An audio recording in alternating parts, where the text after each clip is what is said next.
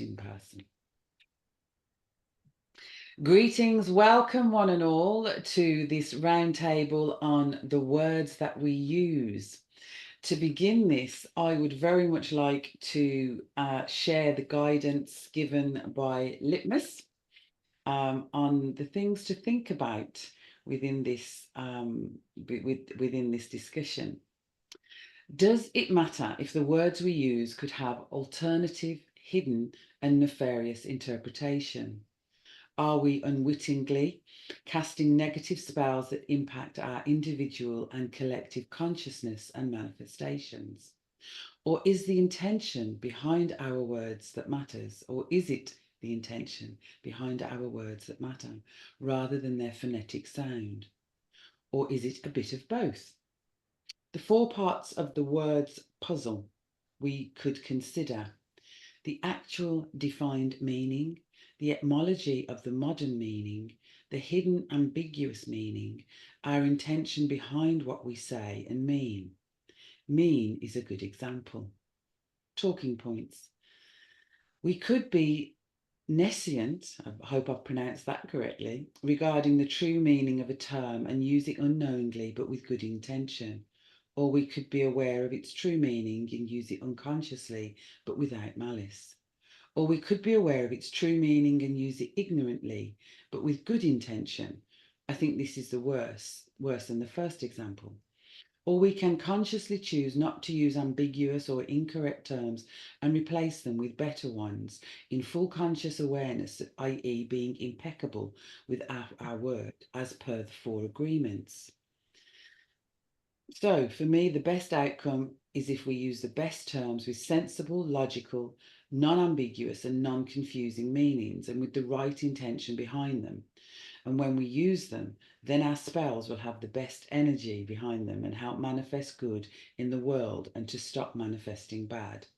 And maybe the same should go for the type of jokes we tell. So we get the right energy, vibration and frequency with the best intention. It just takes a bit more effort. What do you think? So I'm going to actually pass this over now to Litmus and invite Litmus, if you will, to actually give us your vibrations on what we are doing. Welcome, by the way, Litmus and Tom. My apologies. Yeah, welcome. You bunch of cunts is what I was going to say. Just Yes! by way. I was going to bring that word in at some point. Sorry, go on. Yeah, just as an example of, I think it's a shame some of the others who wanted to be here can't be here because they kind of like, I think Roberto and Athena particularly were kind of coming from the point of intention is everything. Whereas I personally come from the point of view that it's using the right words, knowing like in full awareness what you're saying and how it might be interpreted and your intention. That's my view. But I think Roberto said that his brother and sister used to call him a cunt or something all right, you cunt, when he was a kid. And it was a term of affection, so he didn't take it in a bad way. So, but, if I said that to some people, what I just said to you, they would get very offended. And they have done on numerous occasions. And I've got the scars to prove it. So, yeah, just a little lobbing a rock in the pond there just to make that point. But, yeah, I love puns, I love wordplay. And I know Tom's a great poet, and obviously I would imagine he loves words as well. And a lot of the songs I write and the poems I write, they'll often have a bit of double meanings in that, and I love that. But so it's open to several different interpretations. And for me, that's a good example of how you can use it creatively with literally poetic license, so you leave it open to the audience to interpret what you mean.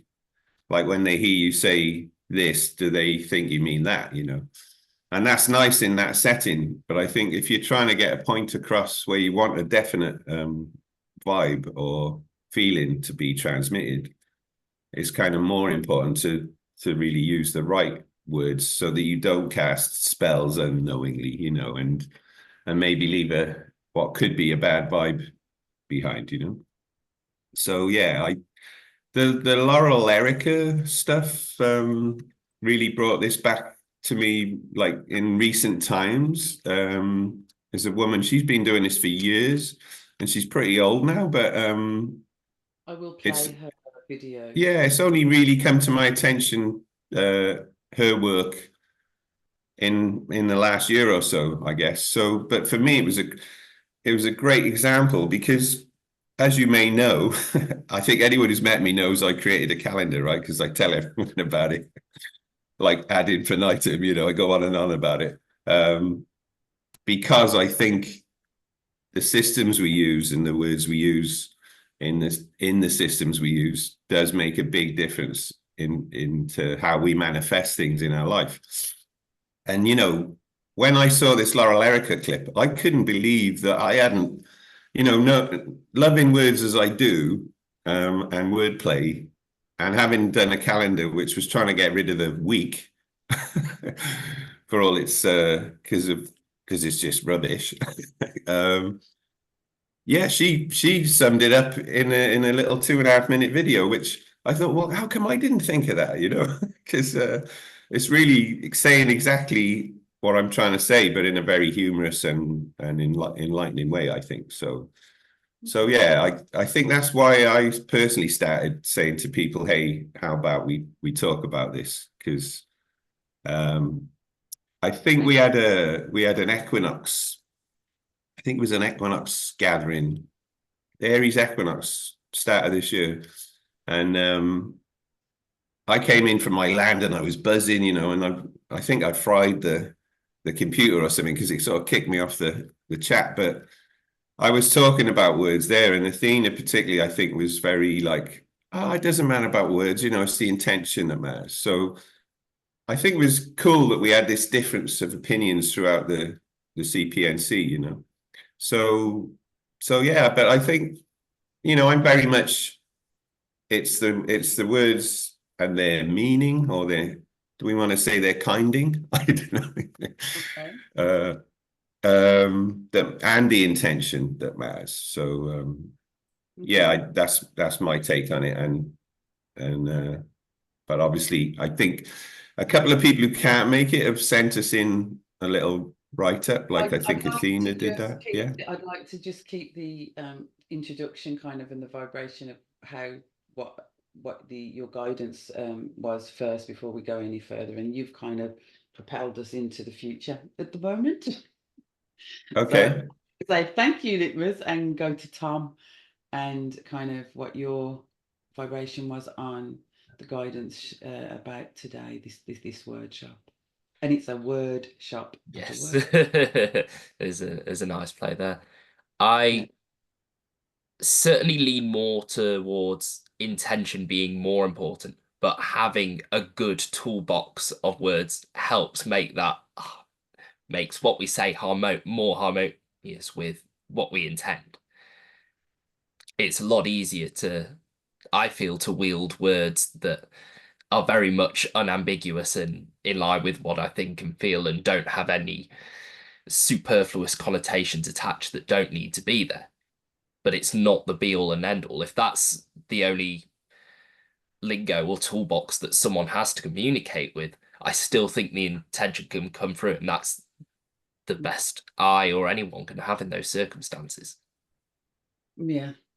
I suppose I'll give my own, which is I come from word, sound, and power, a kind of biblical vibration on that. In all fairness, that would be my foundation.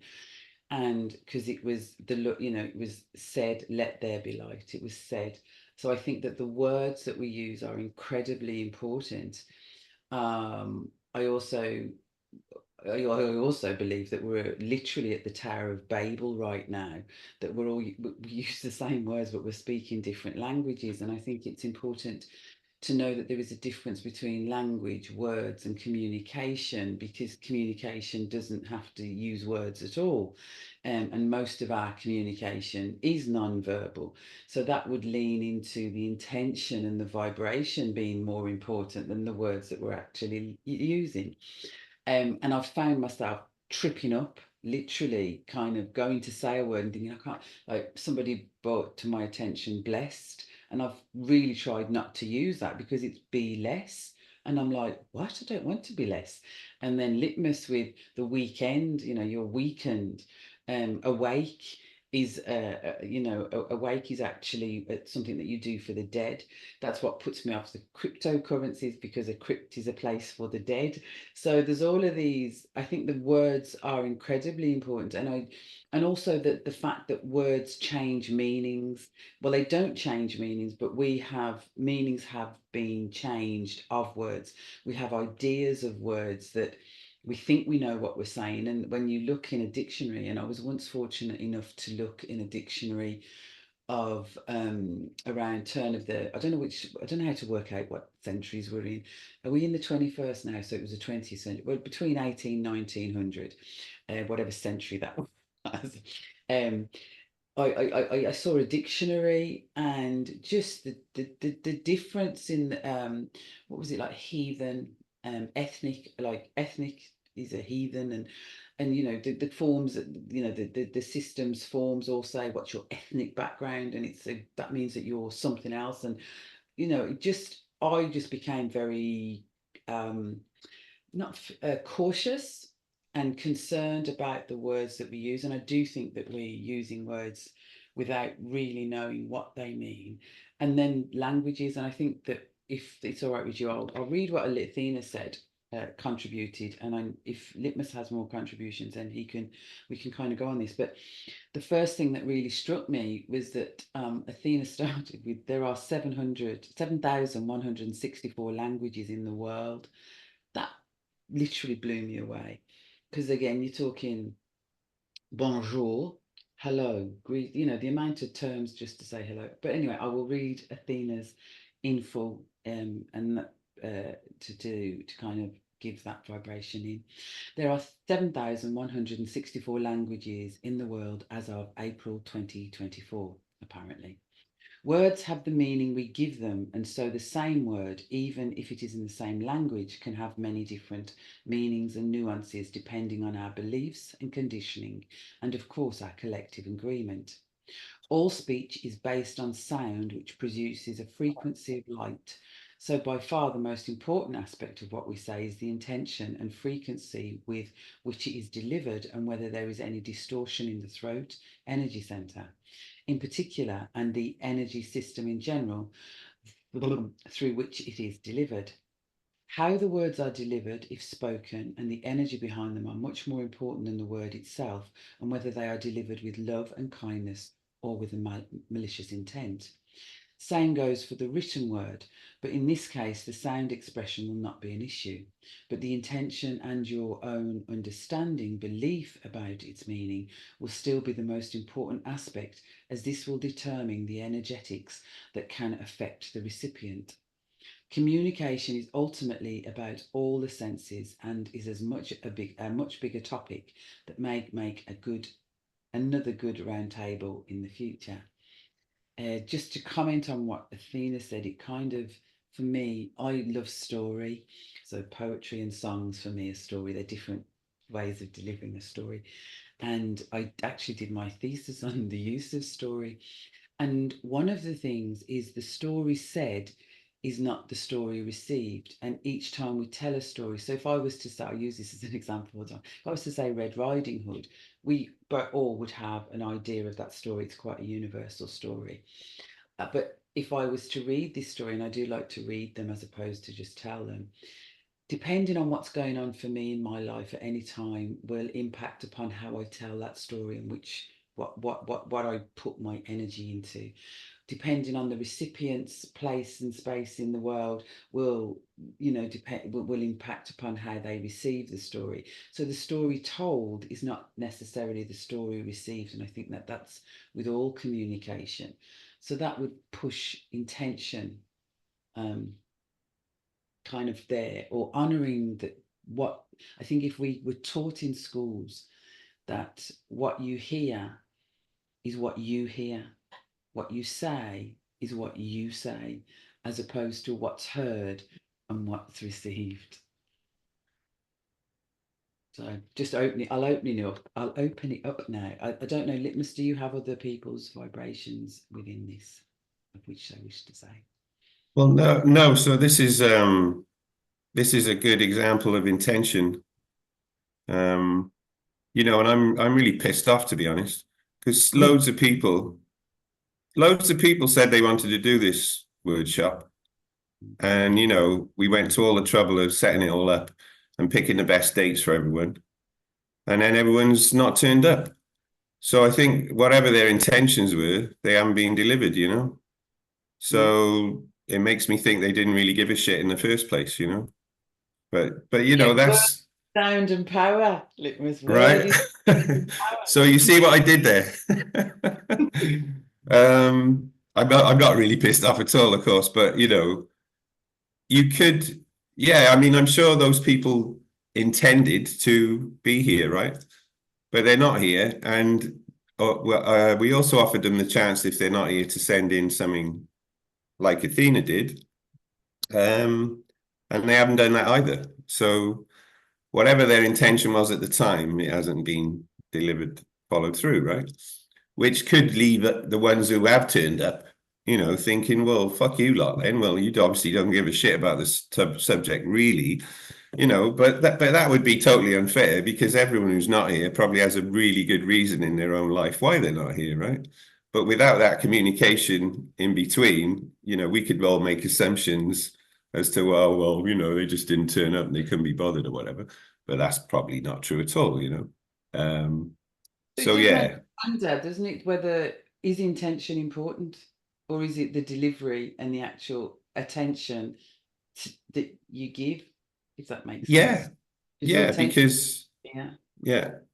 So to me, you know, if you say you're going to do something, do it, you know. That's one of my sort of principles of life.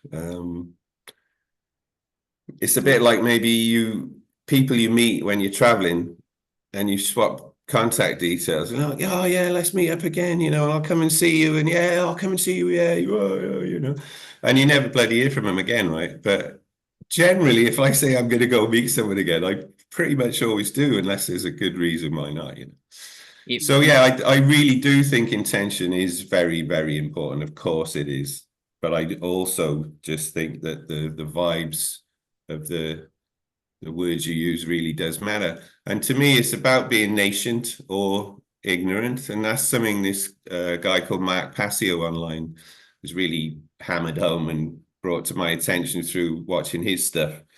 But the difference between nascence and ignorance, you know, and often we use the term ignorant when what we actually mean is nascent. A lot of people, you know, nascent is... It's a new word to me. I actually don't know what it means. Okay, so nascent means... I didn't even know how to say it properly, because you said it very different how I said it. So well, that maybe you said it right and I didn't. I don't know, but I'm presuming. Again, you know, how do you read a word? Because there's so many exceptions to language rules that... I mean, another one of those is hegemony. You know, is it hegemony or hegemony? I never knew how to say that one to start with, because I never went to uni or anything, you know. So, but the thing about nascent or ignorant, often we use the term ignorant when what we actually mean is nascent. So nascent is just not knowing something, just not being aware of it. Okay. Whereas ignorant is willfully choosing to ignore something, right? So something's been brought to your attention, but you just dismiss it and say, oh, well, I'm not going to give that any attention, you know, right? Yeah. So that's why it's called ignorant, because you're ignoring something that's been brought to your attention. So to me, ignorance is way worse. You know, you can have an excuse, if you like, for being nascent because you just didn't know. Whereas being ignorant is willfully just ignoring something that's been brought to your attention.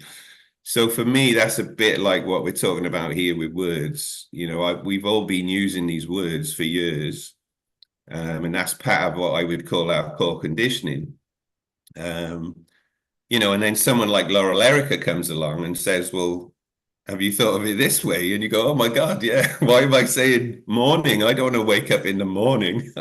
I don't want to be morning every time I get out of bed. You know, I want to be full of life and vibrant, you know. So like Hello. you, yeah, yeah. So like you, I really try and say rising now instead of morning. And like you, I say, you know, rising and setting, because that's literally what the sun is doing, you know. It's rising to midday and setting after that. So those terms are much more descriptive than morning and afternoon, because afternoon doesn't even mean after 12 o'clock.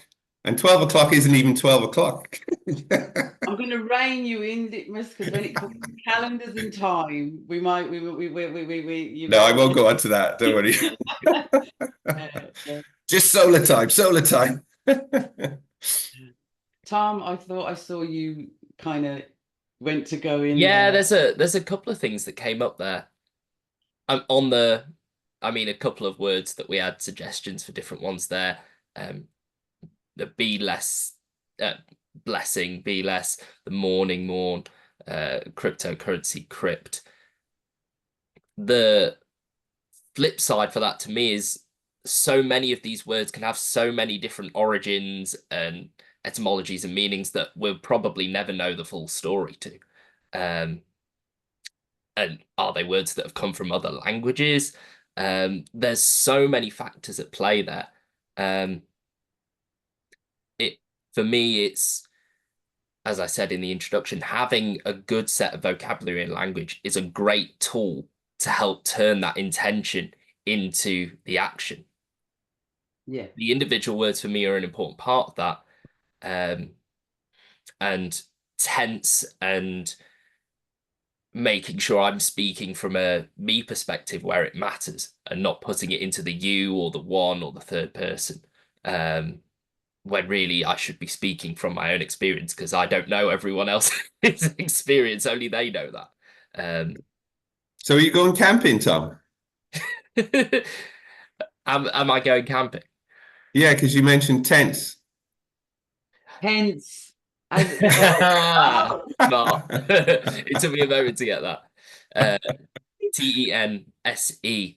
But Okay, thank you. yeah, you brought it up earlier with the for me with the oh, we'll do this, we'll do that. That I will do something for me is a non-committal to an unspecified point in the future. So the I will is just a statement of intent. It's not a statement of action. I find it really interesting in the German language to say that um, uh, let's say the equivalent of I will do this doesn't really exist in German. It's there, but it's not used. Everyone always says it in the present tense, I am doing this, and then specifies the date and time in the future where they're actually doing that thing. So Mm-hmm. yeah. it's not tomorrow I will do this and that. It's tomorrow I am doing this and that. Mm-hmm. So it's all that is a great demonstration of language being used to bring intention into action, which is key for me and speaks to what you were on earlier, Litmus, with the Yeah. with how that intention translates into something tangible. At Okay. this point then, I'm going to play the video that you wanted, Litmus. I think it might kind of tie in well, even though I haven't seen it. I get my vibe, I follow my vibes, is to do these things. So at this point, I'm going to play, I'm going to share my screen and make sure that the sound is on. I like what Tom said there about German though, and I found that in when I've been learning Portuguese or Spanish or French, you know, before you get into tenses and everything, you just say everything in the present tense, right?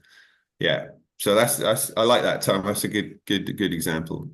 I think Yeah, so translate. it's all multifaceted. It's the words, it's how we're saying them. They're all different tools for Yeah. that communication. And well, the tense is how we speak them is requires certain word choices as well. Yeah, cool. I'll come back with something out after the video. Yeah, cool. Awesome.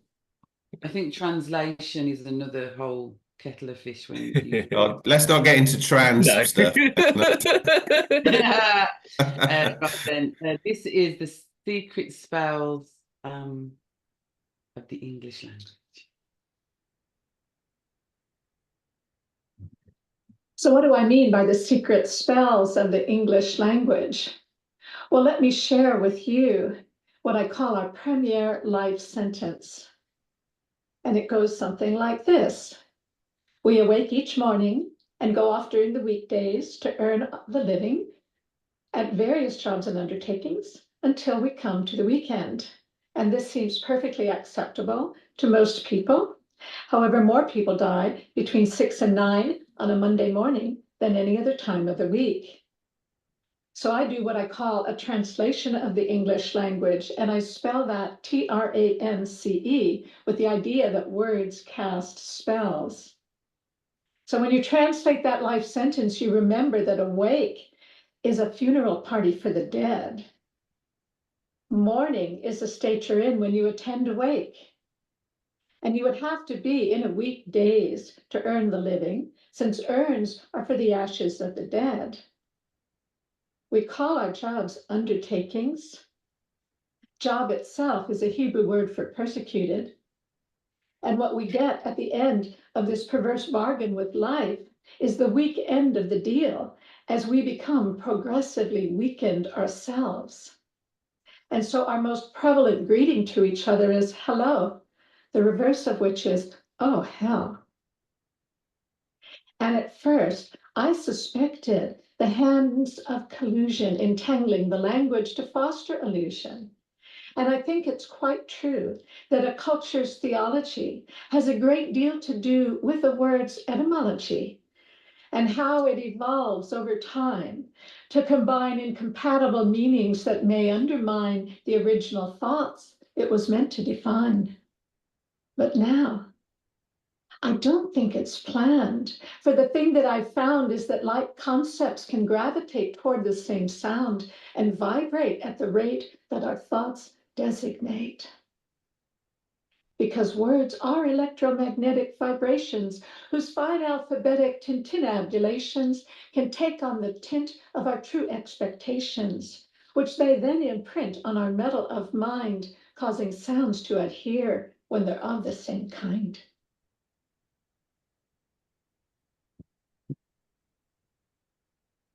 Right then. Yeah. There was nothing in there that I necessarily disagreed with. And I do, when you look at the etymology of words, and one of the things I've recently become acutely aware of, more so than I ever was how Latin is in such a lot of our, and you kind of alluded to that, Tom, such a lot of our language and the words that we use come from different cultures, come from different places and times.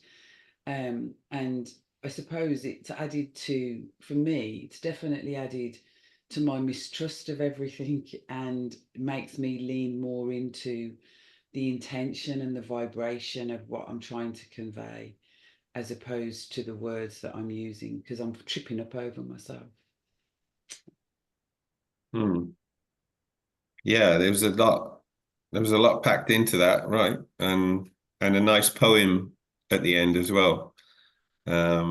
So yeah, I love that video, but have you seen that before, Tom? What do you No, I've think? not seen it before. What was your first impression? There's definitely some words that I would, for my own sake, use different ones.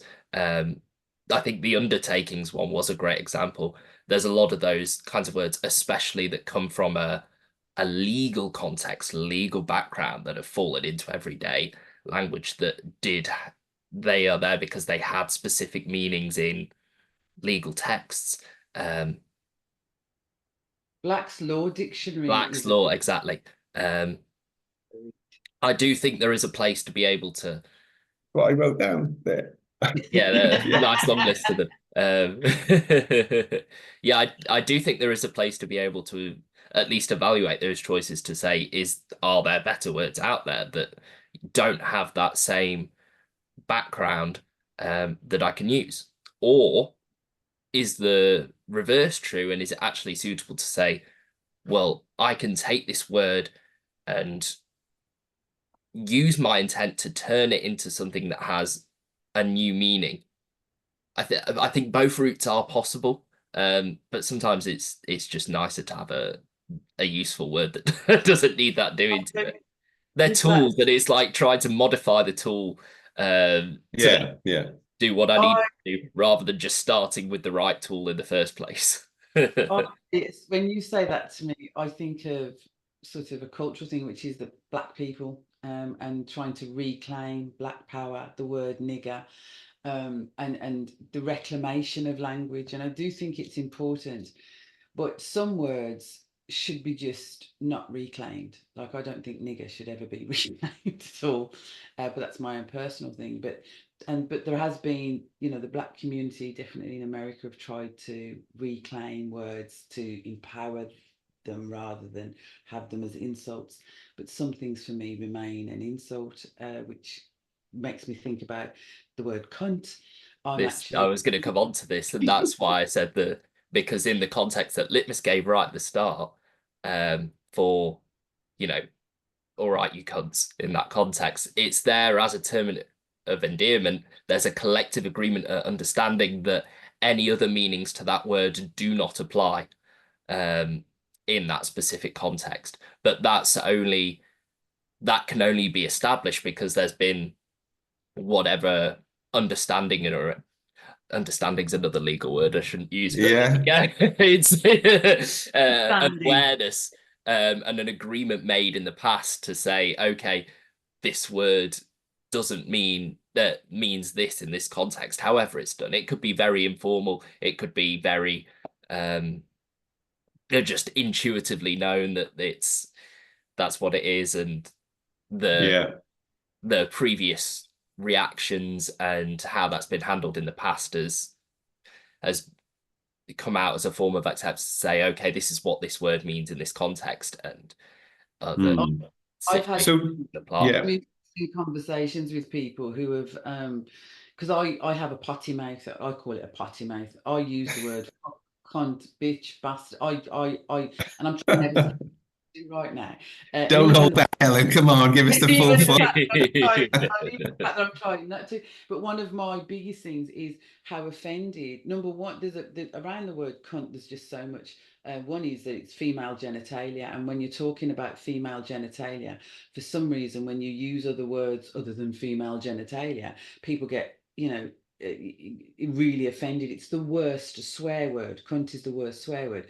Here in ERA, bag, which is another word, another description for female gender. It's not a nice thing. Whereas I can call someone a bollocks and a prick and a dick. And it's there's a bit of joke around male genitalia, but female genitalia is not something, a bit like the female nipple is not to be exposed, but the male one can. So there's a whole masculine, feminine thing around that. And when, you know, over the last few years, I've sort of said things and people are like, "Ooh," and I'm like, as far as I'm concerned, men in suits using proper words like "you will own nothing and be happy" are far more offensive, far more loaded than "you fucking arsehole" said by Yeah. someone in a cap and a pair of jeans. Do you know Yeah. what? So I And it get, just so yeah.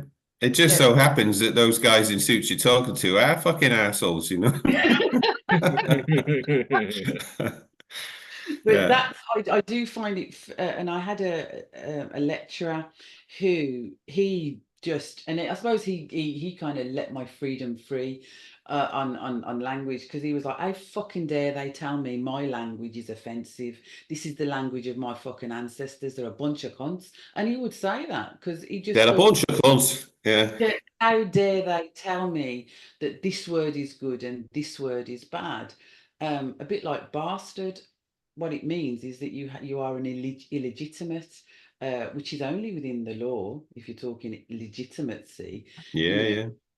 But a bastard's not, and I claim that word. I'm a bastard from a long line of bastards, and I'm proud of it. You know, I can't be doing with it. So there's all of these words that we use that like you said, Tom, once we've agreed that, okay, we're going to use these words and we're not going to have the negative connotations to them, then we can use them. But do we really need to, I suppose, make the soil fertile for people to be able to handle the words? Well, that would be the place for, having, a good set of vocabulary that we can do that with. I don't think that's a immediate process though. That's a long game that changes time. That's a cultural thing. There's so many factors that go into that. It's a cult. There you go. Is that Yeah. what cult is that analogy of culture? Cult. Must be. Well, I Well, I don't presume they're know. linked, but I think you culture can't does come from yeah, culture because it's around that certain yeah, set, isn't it? probably. We are all members of cults then, and yet raised to believe that being a member of a cult is not a good thing. That's what Right. I definitely would have been raised. You don't join cults. Do you know what I mean? And yet Yeah. we are part of a cult. I guess you're a culture.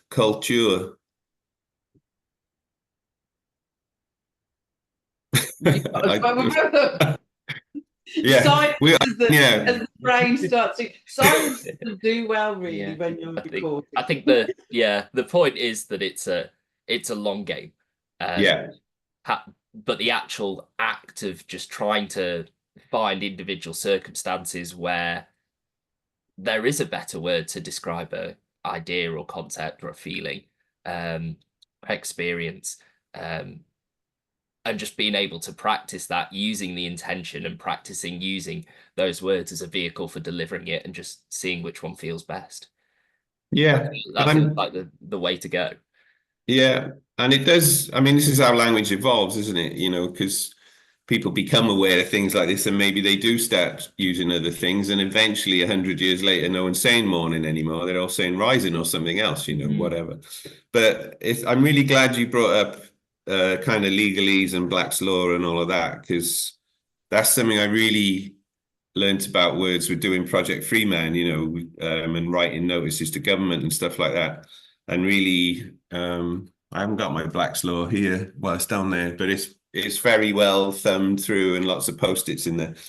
And of course, legalese is a whole language. Yeah, and when we're using those words, which a lot come from Norman French, as you probably know, which is what the legal system's based on, and the difference between legal and lawful.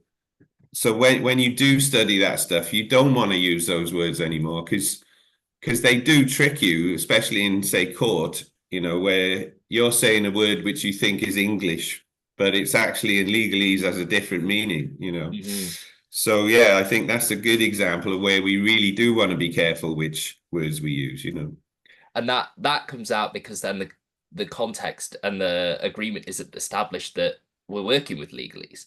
And there's an effort to deliberately obfuscate that knowledge for most people coming into court.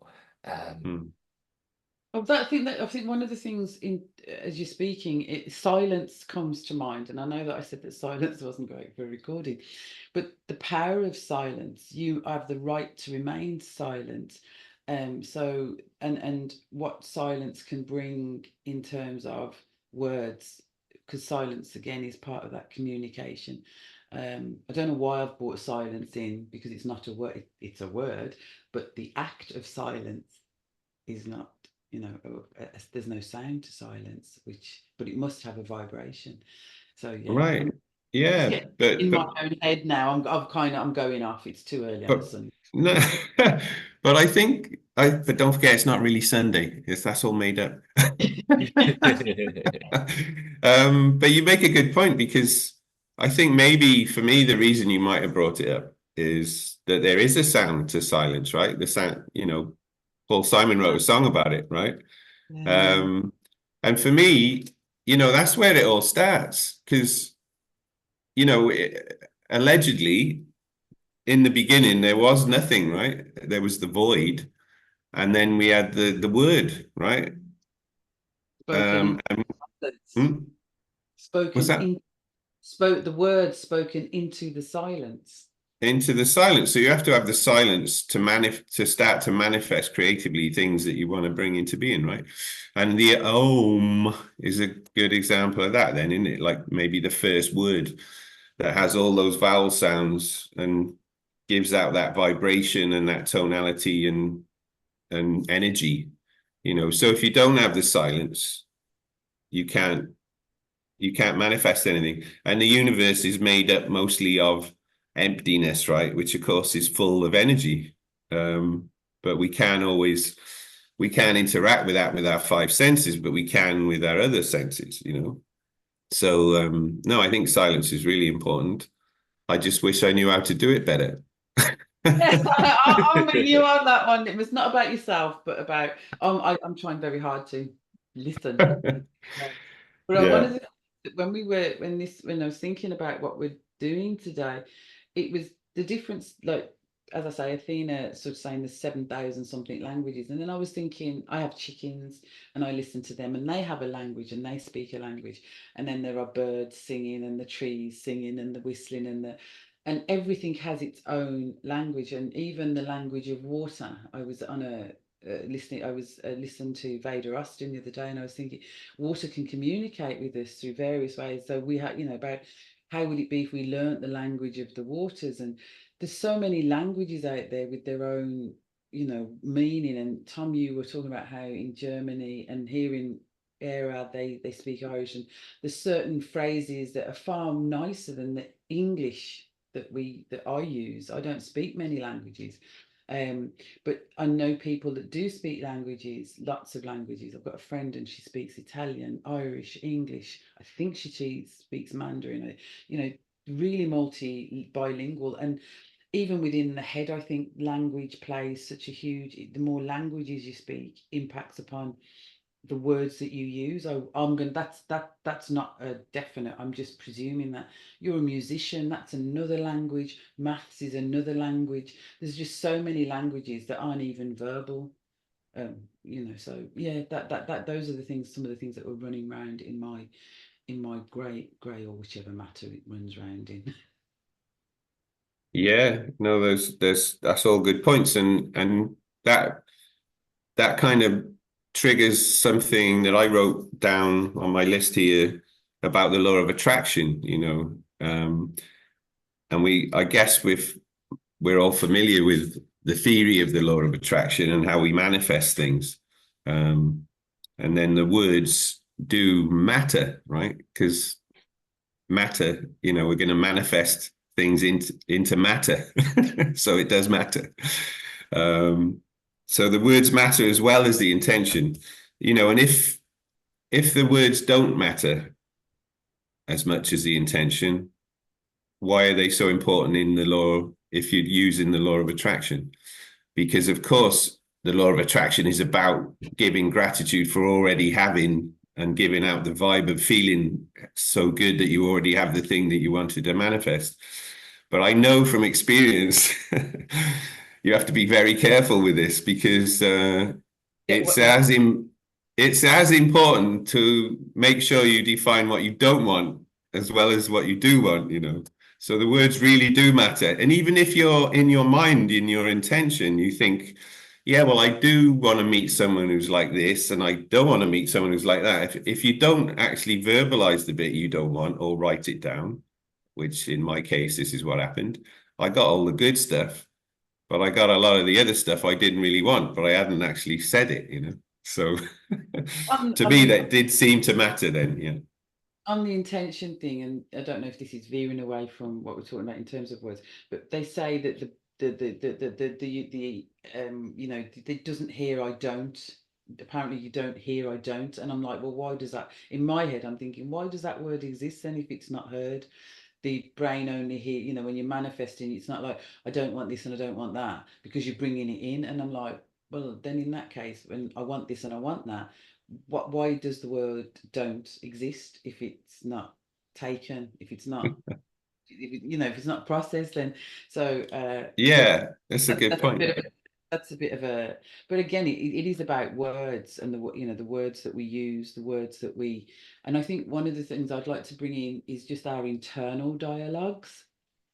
So it's not about the sound, and if it, because I believe word, sound, and power, but my internal dialogue is not spoken, and mine is very harsh at times and quite condescending, and there's a lot of shite that goes on my internal one.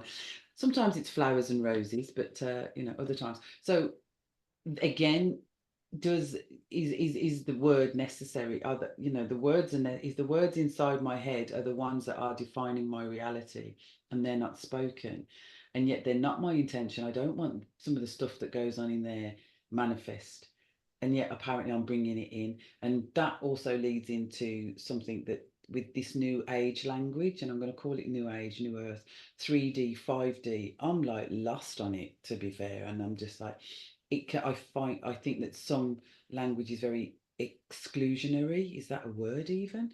That as soon as I hear it, I'm like, I'm lost in this conversation already. Because of the words that are being used. Again, Tower of Babel stuff. I'm just throwing Yeah, all throwing it I all. yeah. Well, I think that links back to what Tom was saying as well. And yeah, a lot of these terms just seem to come out of nowhere, right? It's almost like some guys in a think tank somewhere, I don't know, in Langley or somewhere, have thought, right, let's put this load of shit out there and get everyone talking about this. Let's make this trendy. Let's get everyone on the New Earth bandwagon. What the hell is that? So yeah, I know what you mean, and I had the same thing with 3D, 4D, 5D. I remember talking to an astrologer who uses constellation astronomical astrology rather than tropical astrology, right? And for me, they're all valid for different reasons. But she was very, oh, well, this is the best one, and this is the right one, this is the true one, and the other ones are all rubbish, and but it was like she said, well, the one I use is like 5D astrology, and the one you're using is like 3D astrology, it's lower down. So this hierarchy sort of thing, and putting people into boxes again. So I think that can be divisive. So that's one reason I don't really like some of those terms when they divide us. Anything that I get suspicious about is there to cause division, I try not to use. But and also then the other thing I'd written down was this thing about thoughts, words, and actions. So like you, Helen, right now I'm living on my own for the first time for quite a while. So I can walk around me flat naked and call everyone a cunt if I want, but I have learned. Popping up here. Right, but I really have learned that I need to stop doing that, because even if you don't say it, the thought is the energy behind the things that you do say, even if you're not actually saying them, okay? So if you're saying, yeah, I really like you, and in your mind you're thinking you're fucking pillock, that's gonna come over in some way, So I do think the alignment of thoughts, words, and actions is very important. And without all of those three aligned, you won't really manifest the best loving vibration. So I came up with a new cult for this, okay? So if you want to join my cult, it's called Thoughts, Words, and Actions Aligned Totally. So it's TWAT. Okay, so so if you want to be a twat, join my cult, you have to make sure you line your thoughts, words, and actions aligned always totally, okay? So, but how that's like a contradiction, right? Because if you do align your thoughts, words, and actions, hopefully you're not going to be a twat. But if you don't align them, you probably, you might be at risk of being a twat. So I like the fact that you can actually be a twat, but do the right thing with this. So thank you, so Liv. okay. And what's nice is hopefully it can eventually become a term of endearment. We can refer to people, oh, you're one of those group of twats. Yeah, right. Yeah, that's right. Hopefully, why not? Yeah. I think what I've got from our discussions thus far, and I suppose I think this is a topic that is just, there's so much more to it, and we could go on and do one of those record kind of breaking, just keep going, because it is the foundation of our world, that the language that we use is, just like you said, that at the end of the day, the words are important. I don't think that we can say that the words that we use aren't important. Our intention is important. And I think that, as you spoke, Litmus, if I'm thinking one thing and say something else, I think that also plays into when I said about the story told is not the story received, because it's the energy behind and that's where your gut kind of goes, this isn't sitting right with me, because there's not an alignment with it, that it's not being delivered in a way that I can receive it authentically. It's not being delivered authentically to be able to receive it authentically. So I think, I do think, well, I know, actually, again, the difference between do I think and do I know, do I believe or do I know, that language communication is a culmination of all of those things, and the words that we use absolutely hold power, absolutely convey an idea or a message or a vibration. But the intention, not but, also the intention, because apparently anything you say before but is negated, also the intention behind the words that you use is of paramount importance, because our communication isn't all words, and lots of us are non-verbal, and the type of language that we choose to use is important. So when I read Tom's poetry, there is, I think poetry is a music. I think all languages are music. When I listen to a song, there is a music to it, there's a language to it. So the delivery, not just the intention behind it, not just the words spoken, but the delivery and the medium of expression is also crucially important. So I'd like your own kind of final vibrations, the only final as in this workshop. Yeah.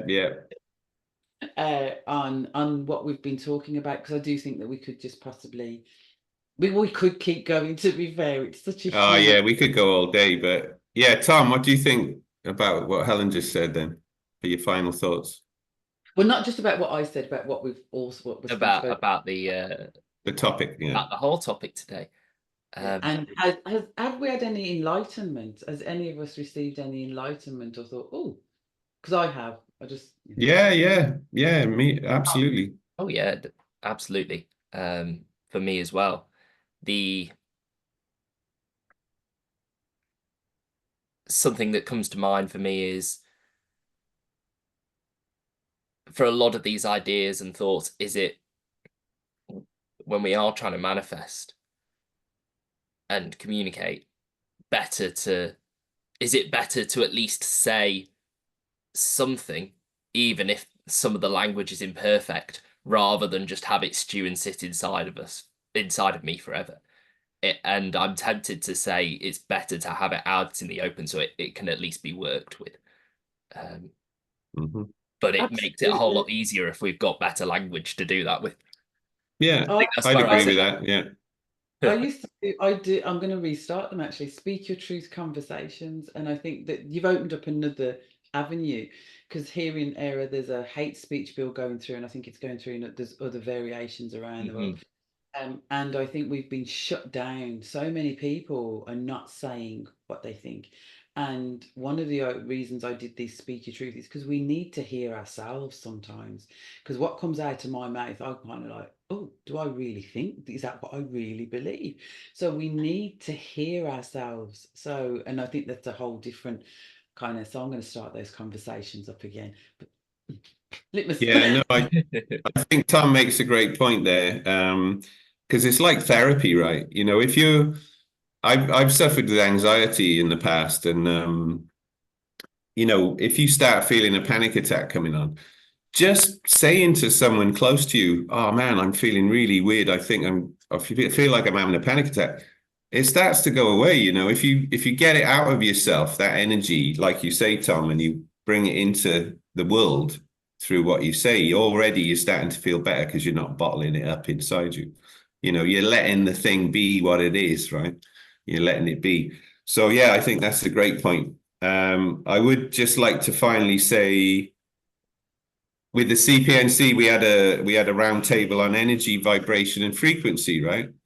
And I think in that workshop or roundtable discussion, we were saying how important all of those things were, you know, and some of it related back to Tesla's stuff and the 369 and all of that. But if energy, vibration, and frequency aren't all equally important, how come, you know, why would words and intention not be equally important? If you see, because to me, the intention is like the energy behind the thing, and then the words you say give the vibration and frequency into being of the energy that has the intention behind it. So that's how I would sum it up. So anyone who was in that round table, I would say, you know, to me, that's what sums it up: the energy, the intention, the vibration, and the frequency, the words. And I did just want to mention jokes before we finish, because this was something me and my housemate talked a lot about. Because, you know, I'm a baby boomer, right? And she's just about to have her first Saturn return. So there was a bit of a disconnect on the humor. You know, I grew up with Carry On movies. Right, and the innuendo and all of this stuff, and that's not cool anymore for some of the younger generation, you know. And It'd be hung. so, you know, if I said to her, "Do you want to taste my milky nuts?" You know, and this is my milky nuts. This is a great product that I would like to endorse. You know, called Milky Nuts, and it's very smooth almond butter, and it's amazing, especially with a Lidl snacky bar dipped in it. So if I say to a girl, "Do you want to taste my milky nuts?" You know, that's not cool, right? But if I say, "Oh, do you want to taste my milky nuts?" You know, it has a completely different meaning, right? So I think that's maybe another round table about jokes. No? There is one about jokes as well, and there's also one about, and I suppose this relates to Tom with Over to the Youth, young people's language. I mean, we have generational changes in language, and so I might say something and it means something completely different to a younger person of my own culture, if that's possible. Yeah. Do you know what I mean? So I think that there's so much that we haven't looked at in terms of innuendo, jokes, and generational things. There is room for more conversations, and it's interesting that they're conversations about words, the words that we use. But this one, I suppose, what wasn't a competition between which was more important, but it was about. I think this is a good foundational place to start in terms of the vibration, the frequency, the words that we use, the intention behind them. And then I work non-verbally. That's what took me into the psychological arena, was working with non-verbal people and and creativity, and how that can be utilized as a tool for communication, because communication is something other than words. So Yeah. if anyone has anything to say, please say now. I just got two more things to say, of course, being a massive Gemini. But I was just wondering while we were talking about meaning, I wondered if a meaning has an average interpretation in society it's used in, because mean is an average, right? So I wonder why we say the word mean. You know, what do you mean? What does the word mean? What is the meaning? Because mean is mean, right? So do we want to be mean? But is mean the average? So is the average view of that word in society kind of the thing that we're talking about there? What is the accepted average meaning? But then if you're being mean, if you're going to be mean with your meaning, that's not nice. Right. So, and then you mentioned intention, right? So I stopped using intention because I don't want to be in tension, you know? So so when I do my full moon, okay. yes. So when I'm doing my full moon and new moon intentions, as I used to call them, I think, yeah, I don't want to be in tension, right? So I'm going to use goal or aim or something like that instead, you know. So, you know, you do, once you become aware of this stuff, you do start to actually hear words in a different way, you know, and you think, well, what could that actually be interpreted as? And the very last thing I just want to say in terms of music, I think in the same way we can use words, and depending on the context we use them, they can have a different, they can be received differently. It's the same thing.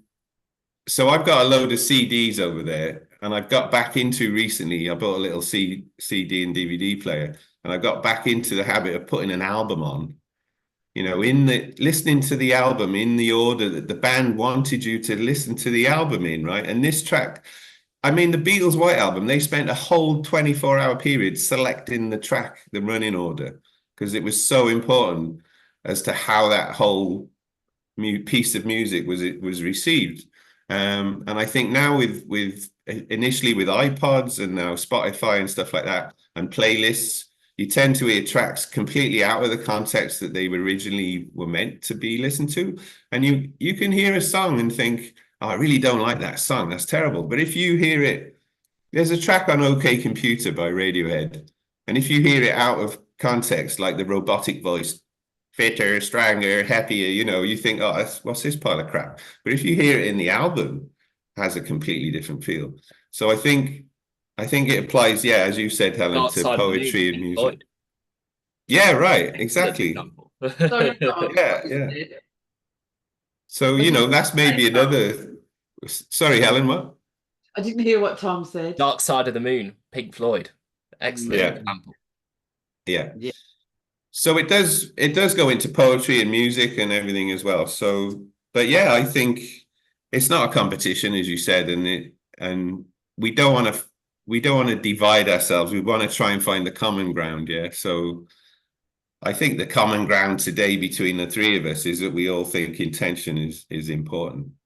And I think I'm hearing that we all, yeah, and words, and I feel that, but and Tom also, even though you think intention's the more important thing, it is still important, the words as well. So between the three of us, maybe we've got a consensus there that both things are important, even if we think one or more is higher than the other or whatever. But it'd be interesting to see what the wider group think, who were going to join the conversation today. I think when as you were speaking, what came to mind is there's a thing, which part of the body is the most important, you know, kind of that this, and perhaps it's part of our conditioning that we, you know, something has to be more important than something else, when the reality is, if I lose a toe, my whole body's going to suffer. If my as this meme is actually about the fact that everybody thought that the arm thought, the heart thought, the brain thought, and nobody thought that the anus was at all important until it stopped working. So you know, for me, the consensus is that it's that Trinity again. The word, you know, it's that everything in harmony, isn't it? Isn't it? So Yeah. And on that note, I would like to say thank you, Tom, thank you, Litmus, and thank you to anyone that has kept with us and continued to join us on this word shop, where we have begun to explore words, their uses, their meanings, the intention behind them, the energy, the vibration, the frequency. And I really do look forward to seeing any comments and your own vibrations on what we've done and where we could take this, because I think that we have opened, I don't want to say a can of worms and Pandora's box, because the connotation of those not being good things, but So don't then, yeah. Yeah, so hopefully we have opened up something that we can explore further. And on that note, farewell to those that are watching and on the recording. But we'll probably have a chat now. So Shane, you're in here. Ciao.